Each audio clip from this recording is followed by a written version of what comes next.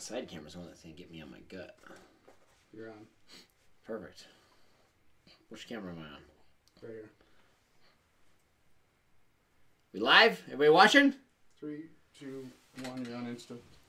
All right, guys. I think we're going live. Let Devin walk back to this computer, and we'll for sure decide if we're going live.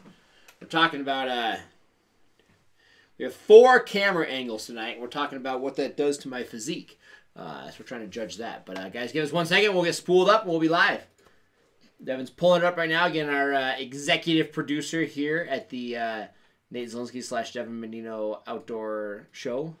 Devin's our producer here. How are we looking? You're good. All right, guys, we're live.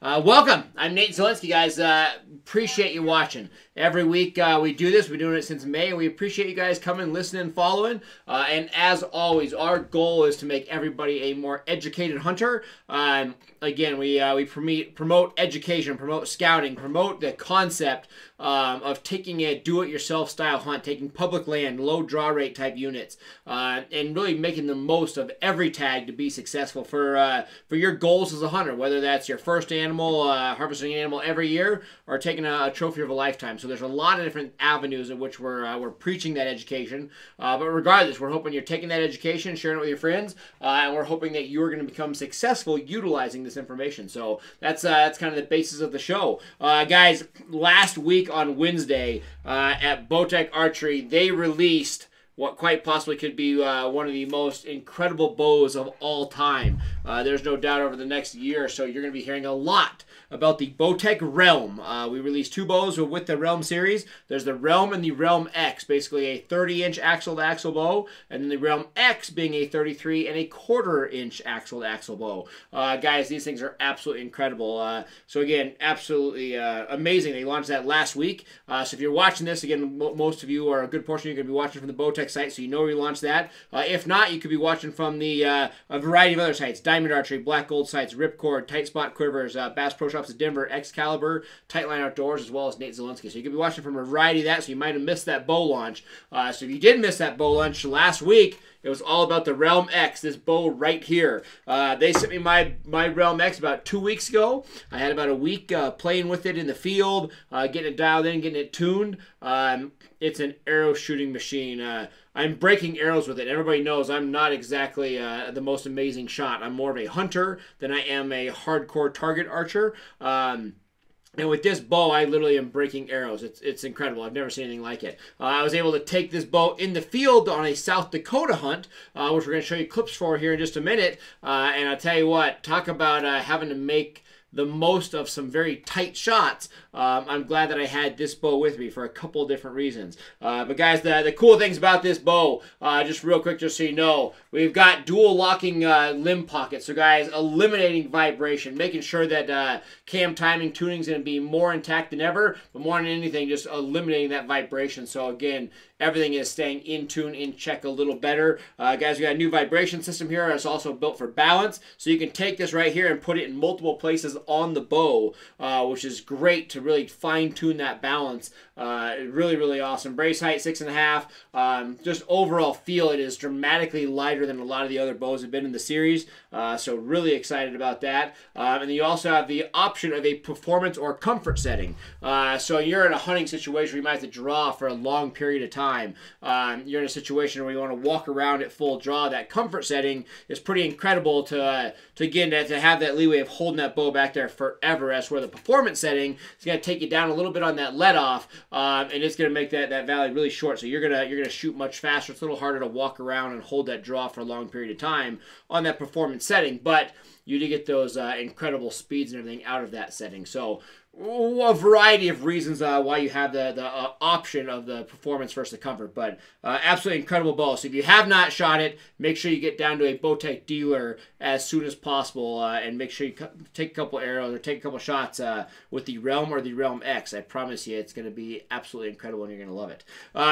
Guys, last week we did the bow launch on Wednesday, and then Director of Digital Strategies here at Bowtech, Tim Glom. Him and I jumped in the truck, and we took off to South Dakota to hunt mule deer. Guys, this was an incredible experience. We're hunting just outside of Rapid City, basically hunting bluffs and little canyon lands in South Dakota, and we saw a ton of deer, and it was almost hard making decisions of which deer to chase.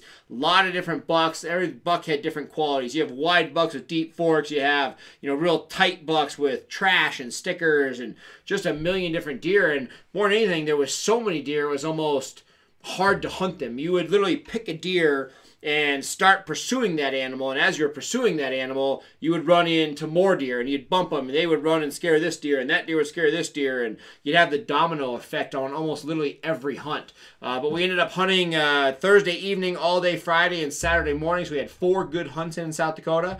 We were successful after that 4th hunt. So every hunt, I was close to drawing my bow if I didn't draw my bow.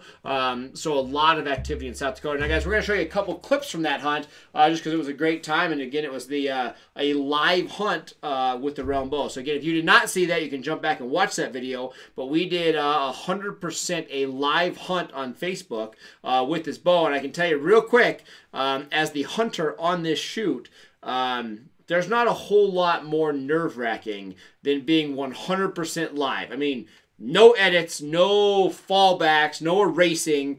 100% live to make that shot. To do that, confidence is key, and more so than confidence in myself, I had confidence in my equipment, and I had confidence in the Realm. Guys, again, shooting this bow, I know that even myself, I'm shooting inch groups at any distance in which I'm capable, so within 60, 80 yards, I'm shooting incredible groups. That's what builds you that confidence to take shots live on camera. So it was exciting. I hope you enjoyed that hunt. We're going to talk about some of the clips from that right now. So if you're on Instagram right now, real quick, this happens every week. Unfortunately, Instagram does not let us play the clips on that platform. So everything on Instagram is going to have to jump over to watch this stuff on either bowtecharchery.com or the Bowtech Facebook page. So again, if you're on Instagram right now and you want to watch these clips, now's your chance. Jump over, go to the Bowtech Facebook page, or again, bowtecharchery.com. But Dad, let's start with one of these clips of us. This is one of the first day, or this is Saturday morning. So last Saturday morning scouting. So we're down here looking at a watering hole, and literally every one of these bluffs has deer on it. So we're sitting at a high point in these little canyons that you can see right there, and looking down, and there's just dozens of these little fingers, and they all have deer on it. This buck here, I believe, is a 4x5, really cool looking deer. They have whitetails and mule deer on this ranch. And this particular buck here, you can see he's got a little crossover. So he's a mule deer, but he's got some crossover in kind of the whitetail blood in him. So his rack's wrapping around a little bit. That very first time's really tight wrapping up. Cool looking animals. We saw quite a bit of that kind of crossover. I wouldn't say it's a 50-50 blend, but it's definitely a blend of 20-80, if you would kind of guess that of mixing. And most of it's going to be the stronger side of the mule deer with just a little bit of whitetail kind of mixed in there. But really cool buck. Now that buck there, we decided to pass. Got pretty close to him, got ideas, wanted to chase him. But shortly after watching that buck, we saw a buck with dramatically deeper tines, a little wider, just a little bit more mature buck as far as age, and that's the buck that we really wanted to go for. But we probably watched this buck for probably 20 minutes before making the decision to pursue a different animal. But that's literally what most of the hunt is. It's just high grass. You got some cedar trees kind of on different north hills, then grass in between it, and everything fingering down basically into the next draw or the next canyon. So just draw after canyon after canyon, just kind of going down. So the general goal was to start early in the morning, glass as many deer as possible while they're out feeding, and then watch them when they go to bed. When they go to bed, you're actually making the option to make that stalk once they're actually bedded. So like this buck here, we're just watching, staring at that buck, trying to decide what's going on with it. And once that buck's bedded, if that would have been a buck we were choosing to chase after, we'd be right back at it. So again, you saw that buck there. It's a buck we passed, but just long fingers and just glassing. I mean, all morning. Get there at first light, glass through the entire canyons. I think probably the best day we probably saw 15 different deer, and just watching them all and just saying, hey, if that's a buck we're going to pursue, let's put it to bed, and then we'll wait till our wind's right, and then we'll make that approach that way. So that last day, literally 5 minutes after that clip you just saw, we're glassing even further. You originally saw that pond. About a half mile past that pond, we saw a buck coming over the top of a drainage. Nice deep forks, wider, got a little cheater off one side, great eye guard, just a really good looking deer, mature deer. We watched that buck. And it's funny, he actually walked up. He had a 3x3 with him. The 3x3 bedded under a cedar tree, and this buck went just around the corner, and we assumed he bedded in a tree. So he made a giant stalk around. We're actually getting ready to walk out on that finger, and as we're walking out on that finger, we see this buck on the side of the finger, 100% out in the open. I mean, we are wide open. The buck is wide open, and he's laying in the tall grass, and all you can basically see is his antlers sticking up out of the grass, and we're like 150 yards away from this deer in the wide open. And we look up with our binos, we pull it up, and the buck is literally dozing off. He's awake, he looks around, then he dozes off. Then he comes up, looks around, dozes off. So we dropped down to our knees and crawled backwards like 20 yards, got out of the picture frame, made a giant stalk around, used that little finger that he was on as cover, and came right over the top. Right on top of this deer. So when he came over the top, I believe the buck was 35, 37 yards. Very close, but unfortunately, all I see is rack. So I'm literally on top here. Tim's behind me with the camera. Got a good friend Brandon showing us the ranch right next to us. And we're standing here, Brandon and I, and all we see is the rack of this deer in the grass. And you can tell if you make too much noise or we talk, you can tell you can kind of hear something, and he would just turn. You just see that rack turn, and you see him look the other way. And most of the time, he was semi-pointed at us, but all you could see is the rack. You couldn't see eyes, couldn't see anything vital. And it makes it tough because, you always wonder to yourself, hey, how long do I wait it out? Do I sit here and wait 4 hours until he gets up because it's hot sun and adjusts, gets up to drink? Or do we manually try to stand him up to make the most of it? And I can say throughout the course of the week, everything that we had done the last 3 hunts in South Dakota, all the deer that we had approached in their beds went from laying to running in a second. None of these deer did the traditional mule deer stand up, look around, and take off. Every deer we had seen Thursday night and all day Friday had literally taken off in a full-blown panic. So they went from laying down, all you see is antlers sticking up out of the grass, and the second they had fear, they sprung to their feet and they took off running. And that was our fear here, is we're like, man, if we scare him, more than likely he's going to spring up and take off running. So we're literally standing here forever trying to make the decision of what to do with this animal. But we're going to throw to a clip right now as this unfolds. So, Devin, let's throw this clip, and I'm going to kind of walk you through it. So, we're literally sitting here. The buck's bedded 35 yards away. And I look at Brandon, and I say, hey, let's throw something and see if we can wake him up.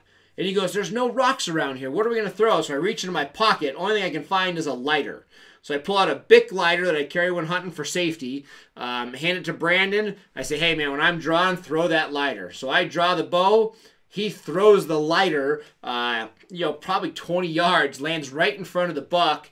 And all the buck does is kind of shake his antlers and kind of look down. Doesn't stand up, doesn't move his body, just kind of leans forward a little bit and looks where the lighter hit on the ground right in front of him. Totally not what we were expecting. We thought that lighter would land. We thought he would jump to his feet to see what it was and thought we would get the shot.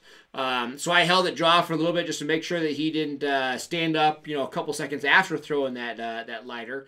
And unfortunately, it was not the case. Threw the lighter, he looked for a second and went right back to kind of his snoozing self. Again, the buck wasn't asleep, but you could tell he was dozing off. He would look around for a little bit and kind of put his head down, and then every strong gust of wind, every major break in a stick, he would kind of pop up, look around, and then go back down. He would just continue to do this back and forth, and it was rough. So I took the bow down, sat for what seemed another 5 minutes, trying to decide what to do, and then finally I told myself, hey, I don't know if he's going to stand up. I don't know if the wind's going to get to us. I don't know if he's going to stand up looking for a change of bedding, a change of water. We didn't know what to do, but I could tell you that we were all, 3 guys are 35 yards from this buck. And I knew that we didn't have the patience to wait all day. So I eventually turned around, kind of told Tim, told Brandon, I said, hey, it's go time. The buck is starting to get a little anxious every so often the more we're talking, because again, we're talking, trying to have a game plan. You could tell the buck knew something was kind of fishy, but not enough to make him totally panic. So again, as we're talking, the buck's kind of fidgeting around, and I said, it's go time. So I drew back, and our goal was to kind of stomp our feet, make some noise in the grass, and hopefully have this buck stand up. So you can see in the video right here, I just hit full draw. Our goal is to kind of stomp our feet, make some noise in the grass, and assuming the buck is going to stand right up. We make noise in the grass, and he spins his antlers, and he's looking at us, but he does not stand. Luckily for us, the grass is just tall enough to where it's just fading out his vision. So that buck's looking at us. You can see his antlers are up, but he can't quite make noise or make concept of what we are. He knows something's making noise, but he doesn't even care about it. So we're walking now a little louder. We're stomping our feet. We're doing everything we can. And you can almost see the buck doing that motion of a dog, kind of turning his head sideways, back and forth. I can see them big mule deer ears going back and forth. You can tell he knows something's wrong. He knows something's up, but he's not standing up to investigate to see what's happening. And it's hard. You know, I'm going into a minute of full draw right here. Thank goodness I have the comfort setting. So again, 80% let off. I'm able to just hold that bow very comfortably. And I'm just looking through the peep, looking at the sight, and just holding it right where that deer is going to stand up. So I know where his antlers are. I know where his neck's going down. I'm literally holding that pin right where this deer is going to be if he stands up. One point right now, I lower it down. I'm still in full draw. I just put it down on my leg just to get a little bit of comfort there, and then I pull back up. And at this point in time, I said, we're going for it. No more stomping the feet. I said, let's whistle. Let's yell if we have to. So at this point, we're starting to do the little clicking sounds,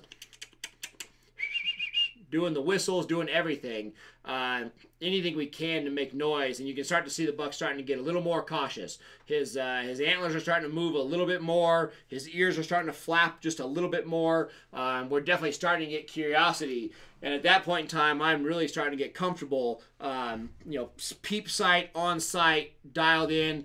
And I'm telling myself the second he stands up and shows me anything that is vital, I'm going to shoot. I kind of trained myself to shoot very quick for these type matters. So I whistle a little bit louder. That buck literally gets up on his knees and just barely peeks up out of the grass to see what we are. The second I could see that shoulder and see vitals, I put it right in front of that shoulder, right through heart and liver, or heart and lung. And the buck stood up after the arrow was already blown through him or blown into him. He runs about 55, 60 yards. And absolutely tips over. Incredible experience at that point in time. So again, guys, just it's all about shooting fast. So you just watch that clip, and literally I'm sitting there going on, I believe it's 2 minutes and 50 seconds of full draw.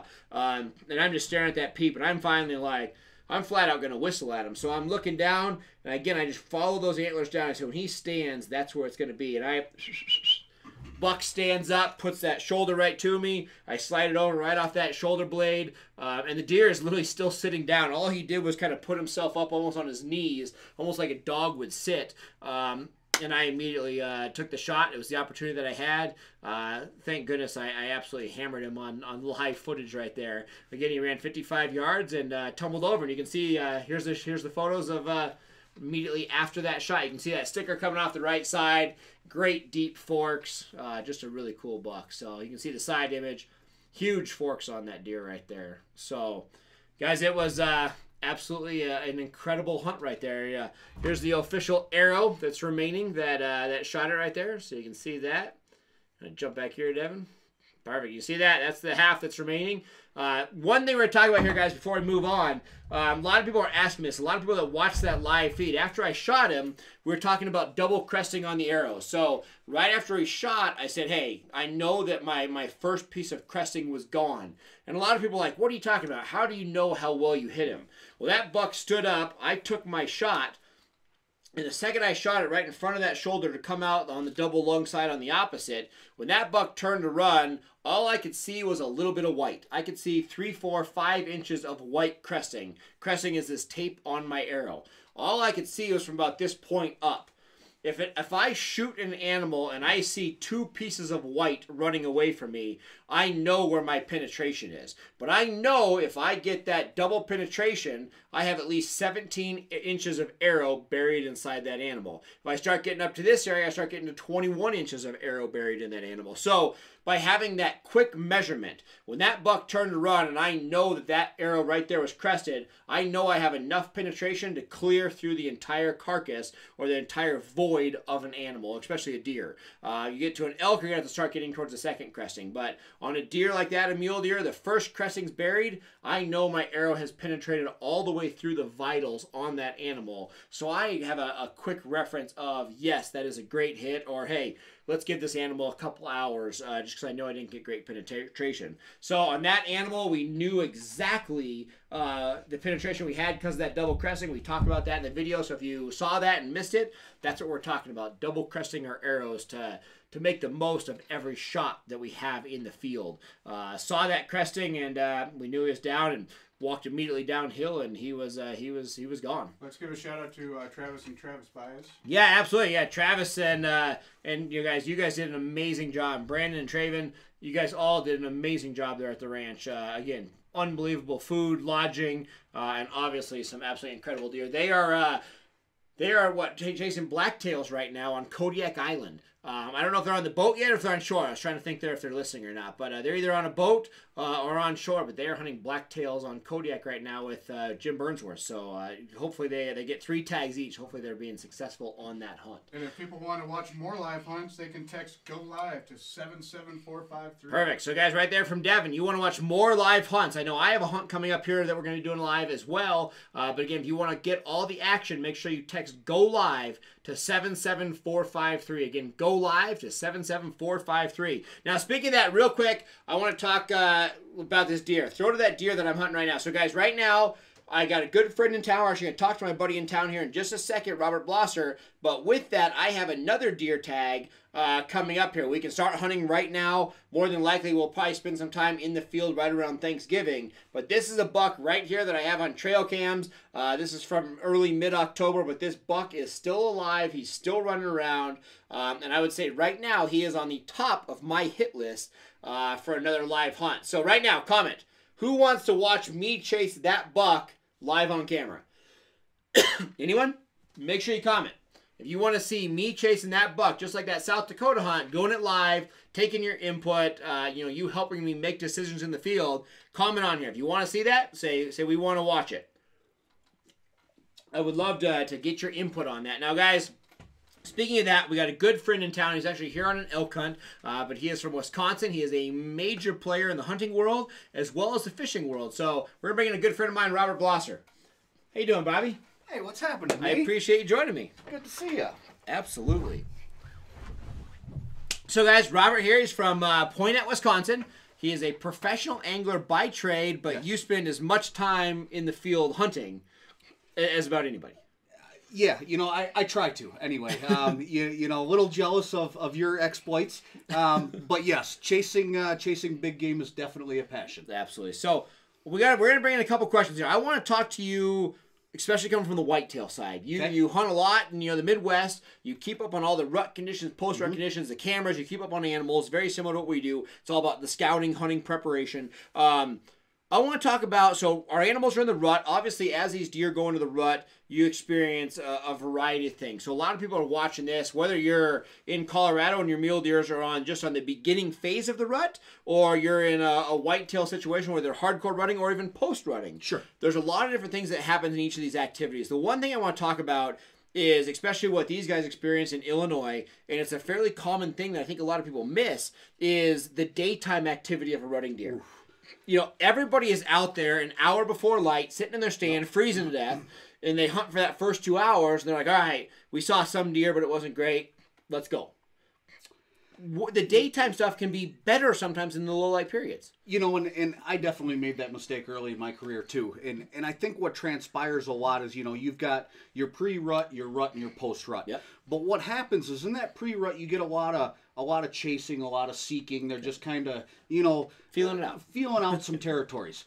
But once they get after it, when it's go time, they go Full hard. blown run. And they go hard all night long. And what transpires is they go hard all night and they rest in the morning. And then come like that 10 a.m. to 2 p.m. when frisky. Everybody is at home having lunch, they're back on their feet because they just got done resting.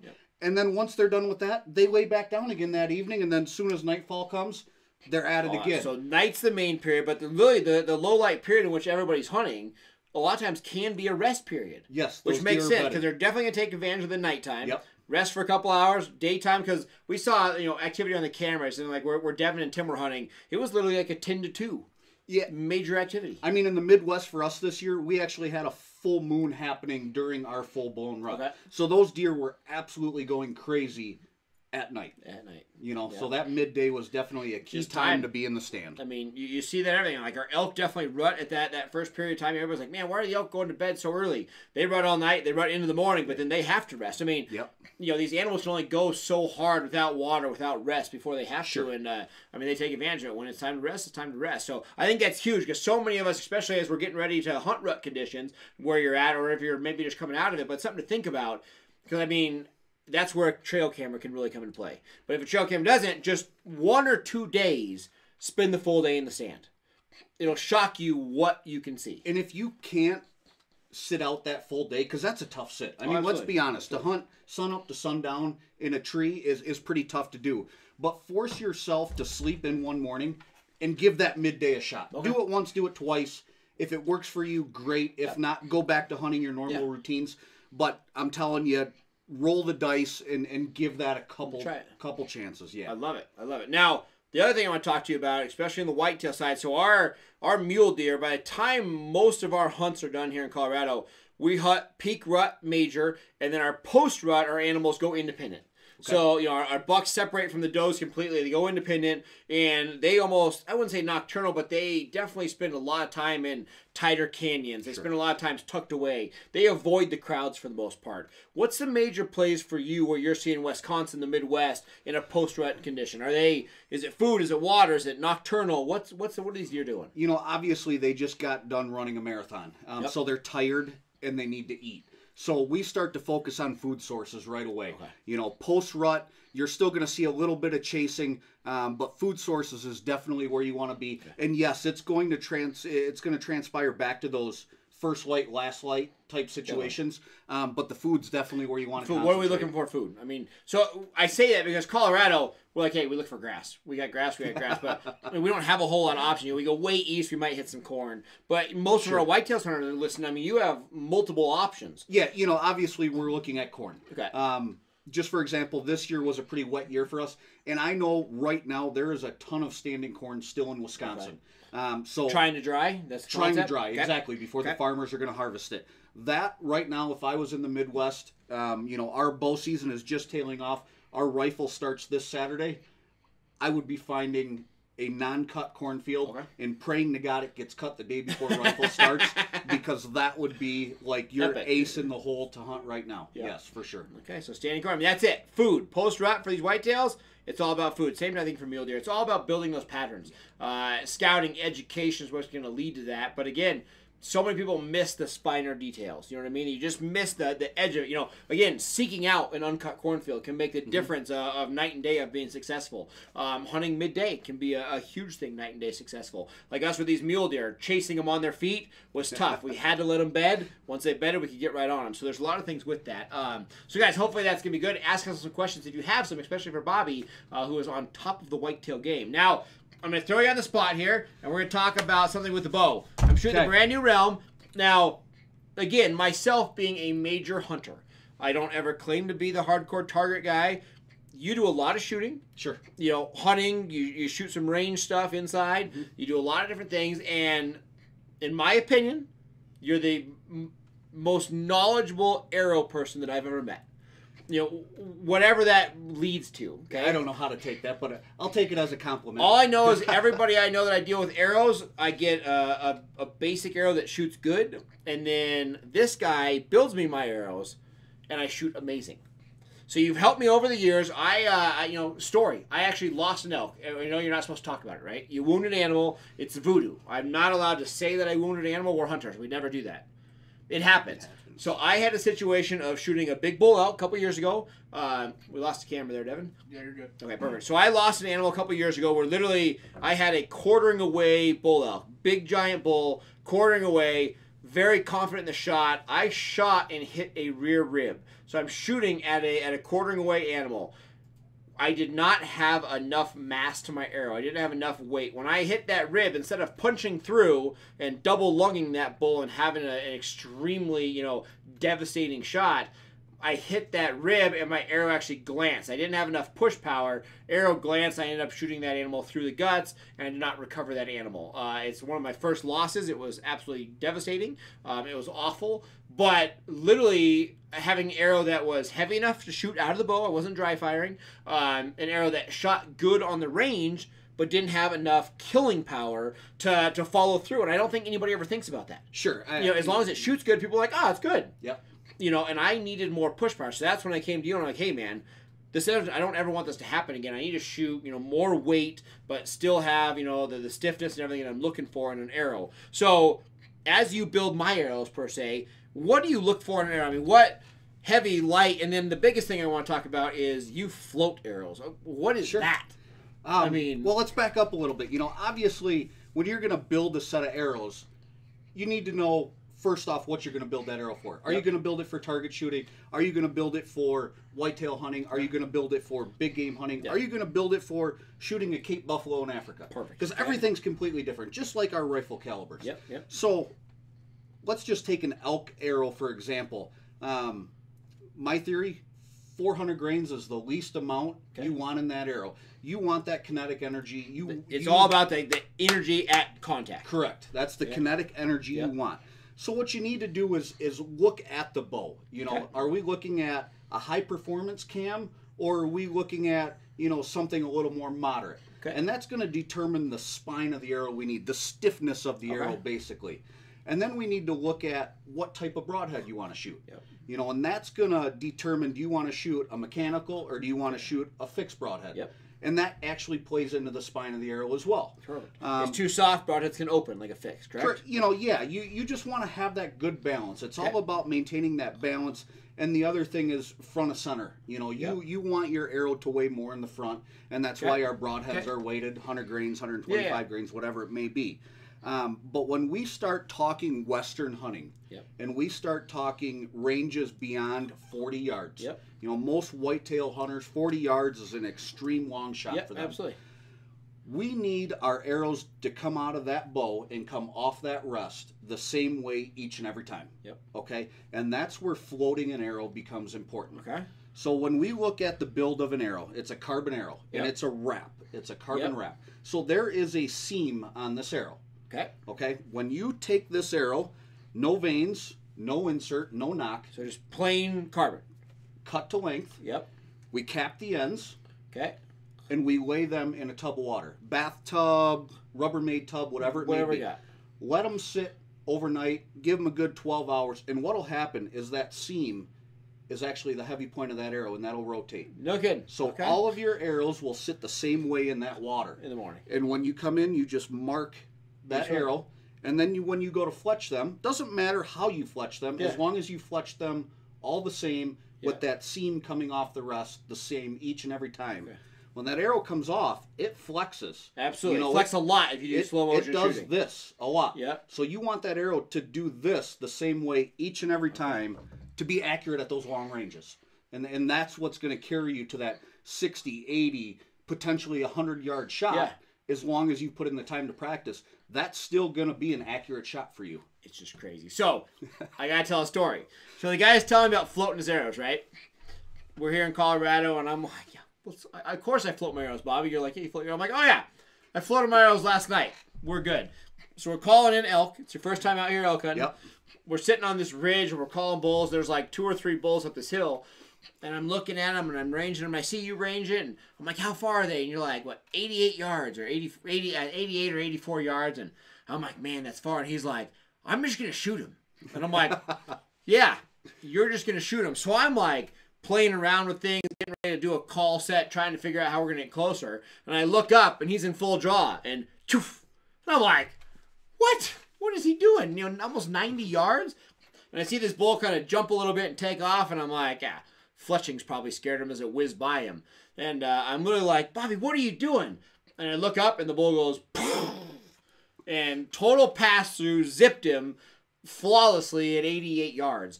And that's when all of a sudden I'm thinking to myself, I'm like, maybe I shouldn't make fun of the floating the arrows. Ever since then, you've built me my arrows. Yes. I love it just for the fact that we talk about what I'm looking for out of the arrow. Hey, I'm not looking for speed. I want kinetic energy. Right. I want to make sure the next time I have an animal quartering away and I hit that rib, I want that rib to explode, and I want my arrow to keep sailing the exact direction it was originally flying. You know, and that's even, where it's huge. I mean, even in the whitetails, you know, if you pull that shot just a little bit and hit a front shoulder, whitetail, mule deer, whatever it may be, if you have that kinetic energy, you can push right through. You're going to push through. You're not going to get a pass through by any means, but you're going to get enough vital to be a lethal shot. Mule deer I shot in South Dakota. I shot right on the front edge of that, blew through all the bone, and had to kill. If you have too light of an arrow, I mean, not only can your arrow blow up, but you just don't get penetration, and I mean, it can be damaging for all aspects of it. So, guys, again, arrows can be huge, and we're saying that because, again, there's a lot of people out there right now, today, tomorrow, ordering their new Realm. So while you're ordering this new Realm, start fresh. You know, you got a new bow, build the right arrow, and I think everybody, more importantly, has the same thing. They're like, oh, I've been shooting the same Gold Tip 300, velocity, whatever. We do that. You know, it's like a bullet for a gun, like you said. People just get in the habit of it, and every bow shoots different specs, different speeds. Correct. Especially the Realm. You might be shooting a lot faster than you normally used to with this new bow. So with that said, it's time for new arrows. The same arrow does not, you know, jump to every single bow made. You get a new bow, check your speeds, check your power, check everything to really match that arrow that's shooting out of that bow. You know, you take all the time to set that bow up, and you buy quality products, and too many people just buy off-the-shelf arrows. Absolutely. And they're doing themselves a disservice because they've got an A1 piece of equipment, but they're putting subpar accessories with it. And this right here, this is the most important piece of the equation. Because this right here is what's going to get the job done for you. No, it's huge, guys. So think about that, guys. Again, arrows are everything. Go into your local archery shop. Go to your pro shop. Talk to them. Learn about it. If nothing else, even if you don't buy new arrows, learn about arrows. I know that you started talking about it, and I'm like, I had no clue. I was really clueless about it. There's a lot to it. So make sure you think about that. Now, guys, we're going to end tonight's session. I got one last thing. So Robert's been out here going on 6, 7 years, 8 years hunting with me out here in Colorado. Close friends.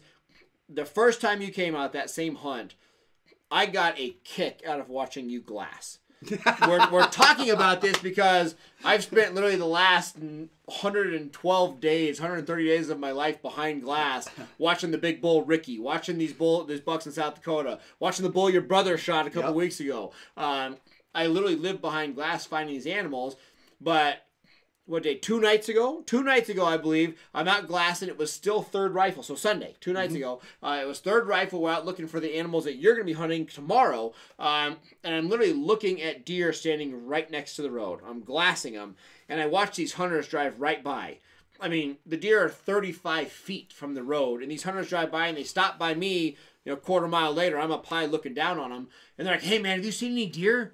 I'm like, what are you looking for? A big buck? They're like, any buck. And I'm watching a 4x4 with 10 does. One guy's a buck tag, one guy's a doe tag.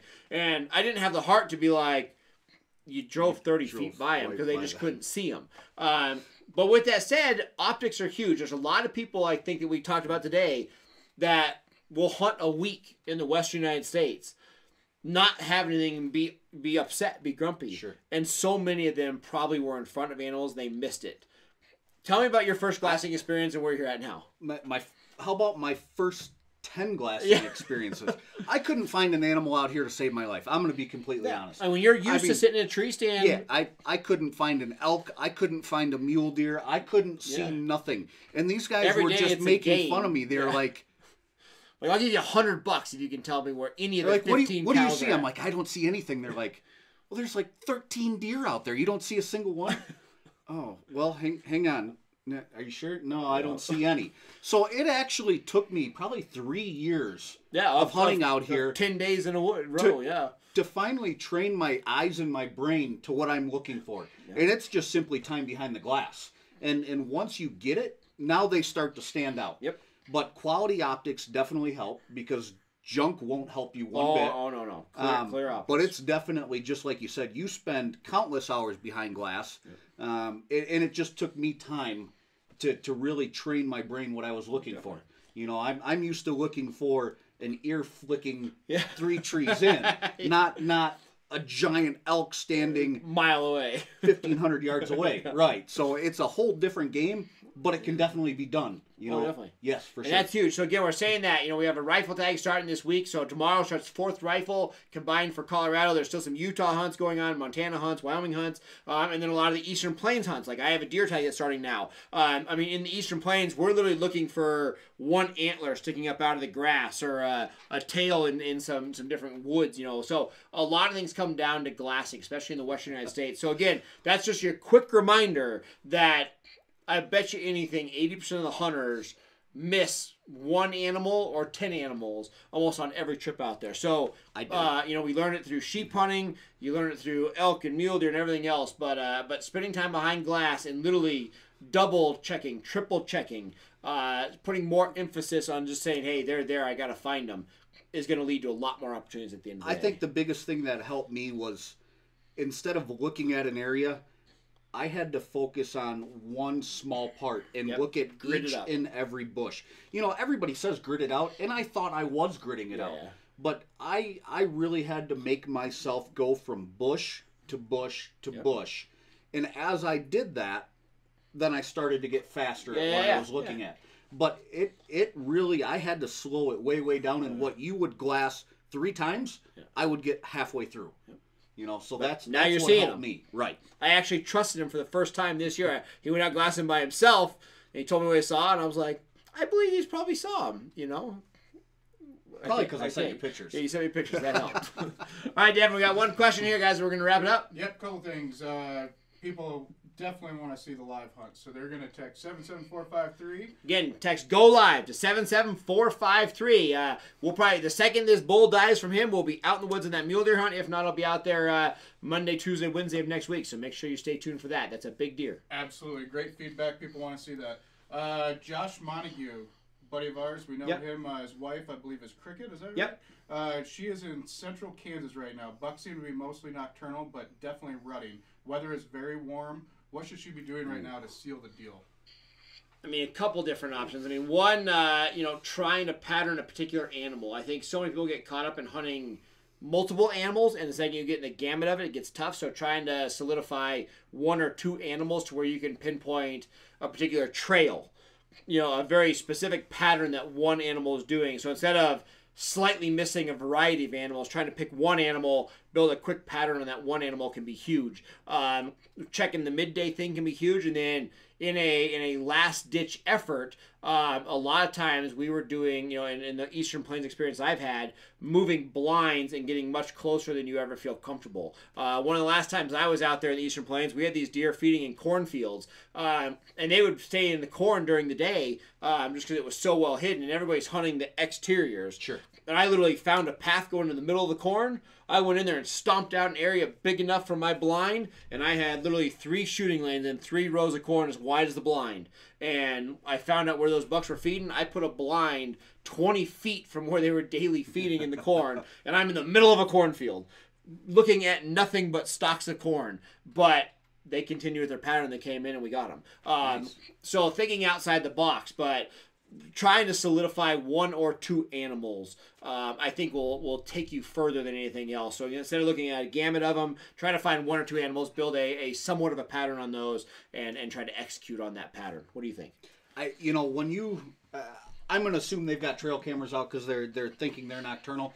That's pretty tough. I mean, for me as a whitetail hunter, if I see a couple of my target bucks go pretty much straight nocturnal, but there's still some rutting activity going on, that at least gives me some hope that they're still on their feet, they're still searching, and you're just praying for that slip up. You know, it's time in the stand. Yep. It may be midday, it may be first light, it may be last light, but that's just going to come down to being in the right place when he makes a mistake.